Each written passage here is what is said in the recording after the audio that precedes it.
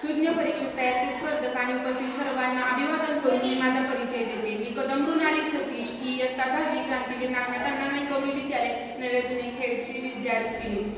आज आम्ही क्वांटम युगाची सुरुवात व त्याच्या संभाव्यता आणि आव्हाने या विषयावर विचार मांडणार आहोत.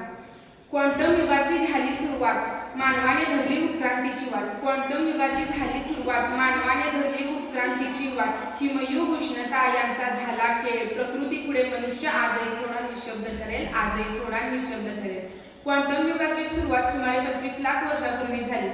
या युगात मानवाचा उत्क्रांतीचा प्रवास सुरू झाला. या युगात अग्नीचा शोध, साधनांची निर्मिती, शेती, समाजव्यवस्था या गोष्टी उदयास आल्या. क्वांटम युगाची लाट उसळी. क्वांटम युगाची लाट उसळी. ज्ञान विज्ञानाची नवी दिशा उघडली. अणुरेणूच्या विश्वात गूढ दडले. अणुरेणूच्या विश्वात गूढ दडले. मनुष्याच्या प्रगतीचे स्वप्न साकारले. क्वांटम युगाची अनेक संभाव्यता उदयास आल्या. संभाव्यता 1. गणना शक्तीमध्ये क्रांती. 2. औषध निर्मिती आणि रसायनशास्त्र.